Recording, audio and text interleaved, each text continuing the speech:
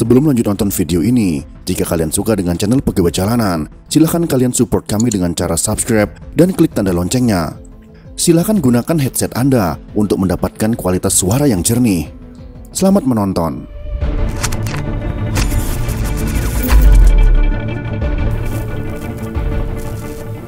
Pak Harto bukan diturunkan, Pak Harto mengundurkan diri. Itu perlu dicatat.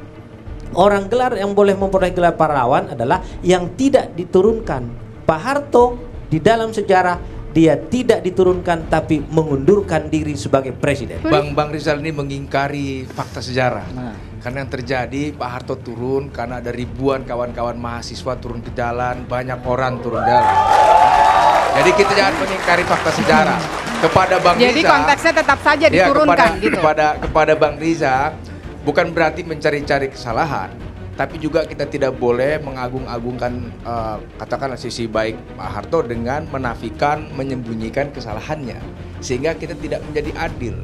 Jadi jalan teradil bagi saya tidak menjadikan Pak Harto sebagai pahlawan, sehingga kita masih bisa memberikan penilaian secara objektif, berimbang sebebas-bebasnya dengan secara kritis, dengan cara kritis kepada Pak Harto. Dengan begitu kita belajar sejarah. Kalau kita jadikan dia pahlawan, itu artinya menutup fakta tentang apa yang terjadi yang disebutkan kawan-kawan tadi. Dan itu tidak sesuai dengan tujuan reformasi yang kita lakukan selama ini. Terima kasih. Soeharto jelas tidak layak diberikan gelar pahlawan nasional, sebab selama 32 tahun memimpin, dia lebih banyak memberikan dampak negatif daripada dampak positif. Atau bisa dikatakan, pembangunan yang dilakukan selama itu, jasanya lebih banyak merusak daripada manfaat yang diberikan kepada rakyat Indonesia. Itulah inti dari diskusi Magister Administrasi Publik Corner yang dipaparkan oleh Purwanto, dosen sejarah Universitas Sanata Dharma, pada tanggal 8 November tahun 2016. Bagaimana akibat daripada suatu KUP PKI yang gagal pada tahun 65 memang ada daripada tahanan-tahanan daripada Partai Komunis Indonesia itu. Golong B adalah mereka yang salah, akan tapi mengenai bahan pembuktian untuk diajukan pada pengadilan kurang meyakinkan. Mereka tidak segera dilepaskan kepada masyarakat karena masyarakat itu sekalipun diberitahu tidak ada pembuktian yang kuat untuk diadili, bagi rakyat yang melihat dengan mata kepala sendiri bahwa mereka itu melakukan penculikan, melakukan pembunuhan, melakukan pembakaran di desanya, tidak mungkin dikatakan kalau mereka itu tidak salah. Setiap tanggal 10 November rakyat Indonesia memperingatinya sebagai Hari Pahlawan. Namun muncul pro kontra di tengah publik ketika memunculkan nama Soeharto untuk diusulkan untuk ditetapkan sebagai pahlawan nasional. Upaya mendorong agar Soeharto ditetapkan sebagai pahlawan memang sejak beberapa tahun terakhir sedang gencar dilakukan, namun juga dengan gencar mendapat penolakan dari sebagian masyarakat. Pertanyaannya, bagaimana sejarah panjang perjalanan hidup Soeharto dalam gelanggang politik Indonesia? Mengapa upaya pemberian gelar pahlawan nasional kepada Soeharto muncul gelombang besar penolakan dari sebagian masyarakat? Apa yang salah dari seorang Soeharto?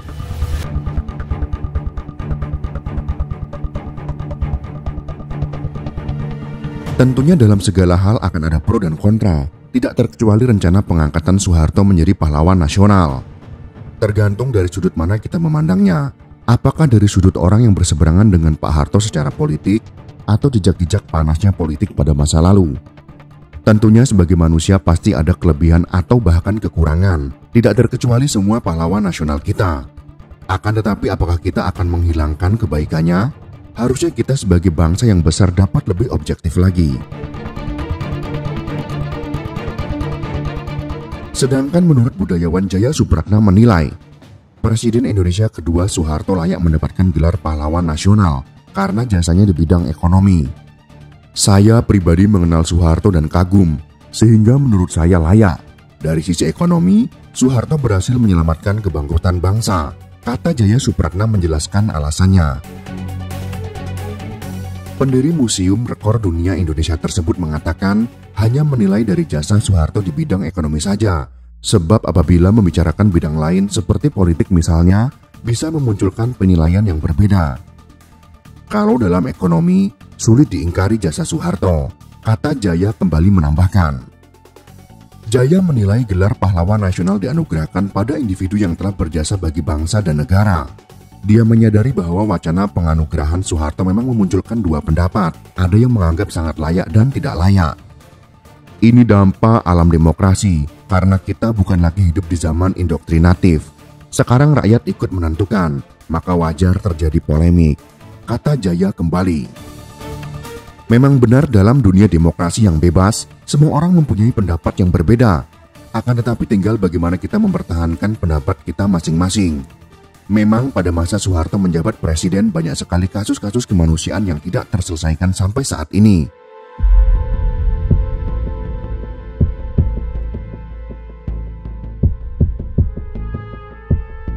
Mengutip dari tulisan Fajar Siddiq yang diterbitkan oleh MAP Corner Club MKP UGM pada tahun 2017, Fajar menjelaskan apa yang dilakukan Soeharto selama 32 tahun. Pada faktanya menunjukkan lebih banyak negatifnya daripada dampak positifnya.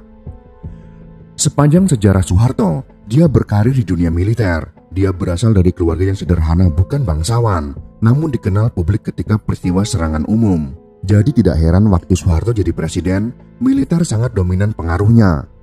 Dampaknya adalah selama sipil di bawah militer, jalannya demokrasi pasti terganggu dan terancam. Inilah yang bisa dirasakan sampai saat ini. Dalam kediktatorannya, tidak ada yang berani bicara dan dibungkam atas apa yang dia lakukan. Baru pada tahun 1998, peristiwa reformasi pun terjadi, kemudian memaksa Soeharto turun dari kursi presiden. Namun selama 32 tahun itu pula, pembangunan yang dilakukan terhadap kekayaan Indonesia lebih banyak dirusak daripada manfaatnya yang diberikan untuk rakyat. Menurut Fajar, hal ini ditandai dengan dikeluarkannya Undang-Undang Nomor 1 Tahun 1967 tentang penanaman modal asing untuk memberikan akses seluas-luasnya terhadap perusahaan-perusahaan multinasional untuk mengeksploitasi sumber daya alam Indonesia. Bahkan peraturan tersebut menjamin tidak akan dilakukannya nasionalisasi perusahaan asing yang ada di Indonesia. Bisa kita lihat sampai saat ini, perusahaan asing tetap bercokol dan masih eksis seperti Freeport, Exxon, dan Newton. Selain itu, peristiwa berdarah pembantaian 1965 meskipun bukan skenario sepenuhnya oleh Soeharto, namun Soeharto yang harus bertanggung jawab karena dari Soeharto lah yang menunjuk pertama kali bahwa PKI sebagai dalang pemberontakan yang perlu dihabisi dengan dalih kepentingan negara. Bisa dikatakan bahwa Soeharto menjadi pemimpin ditempuh melalui jalan berdarah. Setelah Soekarno berhasil dilengsarkan dan menggantikannya pada tahun 1967, pembunuhan massal terhadap golongan kiri Indonesia menjadi pondasi bagi berdirinya rezim Orde Baru yang disponsori oleh Amerika Serikat. Menurut Fajar Siddiq dalam tulisannya, data yang berhasil dicatat kontras atas kasus pelanggaran HAM berat yang dilakukan selama rezim Orde Baru pimpinan Soeharto mencapai 15 kasus pelanggaran HAM berat. Antara lain pembantaian massal 1965, penembakan misterius atau Petrus tahun 1981 sampai tahun 1985, kasus di Timur Timur tahun 1974 sampai dengan tahun 1999, Dom di Aceh tahun 1976 sampai dengan 1989, Dom di Papua tahun 1967 sampai tahun 1998, kasus Dukun Santet Banyuwangi tahun 1998, kasus Marsina tahun 1995, Talang Sari Lampung tahun 1989, kasus Trisakti tahun 1998, kerusuhan 10 Mei tahun 1998, kasus Semanggi 1 tahun 1998, penculikan aktivis tahun 1997 sampai dengan tahun 1998, kasus Tanjung Priok tahun 1984, dan peristiwa 27 Juli tahun 1996. Kasus-kasus tersebut hingga saat ini belum menemukan kejelasan untuk penyelesaiannya, sekaligus menjadi bukti-bukti bercak noda berdarah yang telah berhasil ditinggalkan selama menahkodai bangsa ini. Itulah alasan kuat menurut artikel tersebut bahwa Soeharto tidak layak mendapatkan gelar pahlawan nasional karena lebih banyak hal negatif yang ditemukan. Namun jika kita boleh jujur, semua pahlawan kita memiliki kekurangan juga. Contohnya jika kita menganggap pemimpin tertinggi yaitu presiden yang harus bertanggung jawab atas segala peristiwa kemanusiaan yang terjadi, maka peristiwa revolusi sosial di Sumatera Timur pada tahun 1946, peristiwa Bulungan 1964, peristiwa Lubang Buaya tahun 1965, dan lain sebagainya, apakah akan mengurangi gelar pahlawan untuk Presiden Soekarno? Tentu saja tidak. Karena kita juga harus melihat sisi lainnya, yaitu usaha beliau dalam menyatukan bangsa, membangun bangsa dan negara, sebagai proklamator dan lain sebagainya.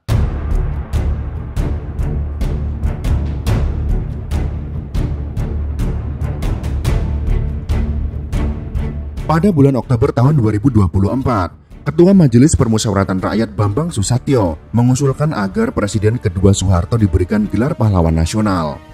Hal itu disampaikan Bambang Susatyo saat menghadiri acara silaturahmi kebangsaan bersama keluarga besar Soeharto di ruang delegasi lantai 2 Gedung Nusantara 4 MPR pada tanggal 28 September tahun 2024. Tidak berlebihan sekiranya mantan Presiden Soeharto dipertimbangkan oleh pemerintah yang akan datang untuk mendapatkan anugerah gelar pahlawan nasional. Selaras dengan mendapatkan martabat kemanusiaan dengan peraturan perundangan, kata Bambang Susatyo atau dikenal dengan Bamsud menjelaskan. Bamsud menyebutkan Soeharto merupakan salah satu putra terbaik bangsa yang juga harus dihormati jasa-jasanya selama hidup. Menurut Bamsud, Soeharto telah berusaha mengabdikan diri sebaik-baiknya dalam menjalankan tugas sebagai presiden dan berjasa besar dalam mengantarkan bangsa Indonesia beranjak dari negara miskin menjadi negara berkembang.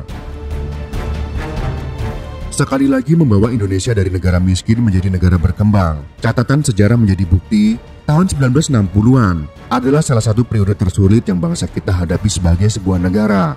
Tahun 1963, pertumbuhan ekonomi Indonesia kontraksi minus 2,25%. Kemudian pada tahun 1966, inflasi melonjak hingga 635,3%. Kata Bamsud kembali menjelaskan. Dan tahun 1967, Indonesia adalah negara miskin dengan catatan utang sebesar 700 juta dolar Amerika Serikat. Jadi jauh lebih kecil dari yang sekarang. Namun beratnya tantangan kebangsaan itu tidak menyurutkan langkah Bapak Haji Muhammad Soeharto. Kata Bamsud menambahkan lagi.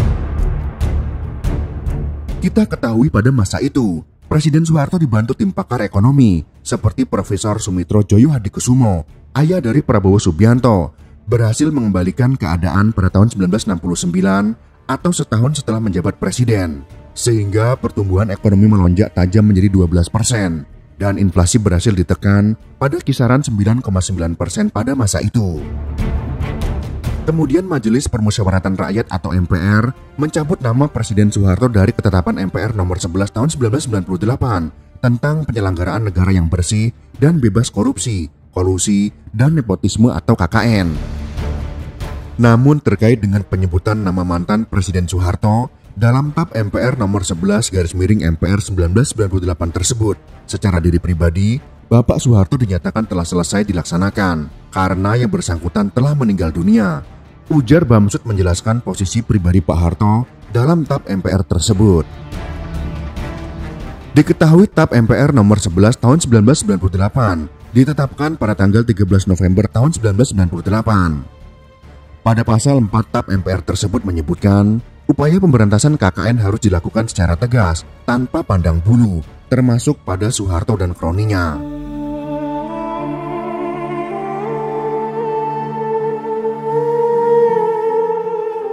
Kesimpulan materi kali ini, apakah Pak Harto layak atau tidak untuk diberikan gelar pahlawan nasional? Tentunya akan dikembalikan kepada masing-masing dari kita. Pastinya akan ada yang setuju ataupun tidak setuju dengan gelar tersebut. Dilihat dari alasan masing-masing individu. Akan tetapi tinggal kelompok mana yang lebih kuat dalam berusaha. Apakah kelompok yang pro dengan gelar pahlawan nasional untuk Pak Harto, ataukah yang kontra yang berhasil menjegal usaha penyematan gelar tersebut? Ini semua berkaitan dengan politik. Tentunya bagi yang suka dengan Pak Harto, walau tidak secara resmi bergelar pahlawan nasional, tentunya dalam hati pendukungnya, Pak Harto sudah menjadi pahlawan. Sedangkan yang tidak suka dengan Pak Harto dengan alasan-alasan tadi, maka walaupun gelar pahlawan itu tersemat untuk Pak Harto, mereka tidak akan mengakuinya. Itulah sedikit pembahasan tentang apakah Pak Harto layak mendapatkan gelar pahlawan nasional. Semoga informasi ini bisa bermanfaat untuk kita semua. Jika kalian suka dengan video ini, silakan berikan jempol ke atas. Dan jika kalian menganggap video ini bermanfaat, maka bagikanlah untuk teman-teman Anda yang lain. Terima kasih sudah menonton.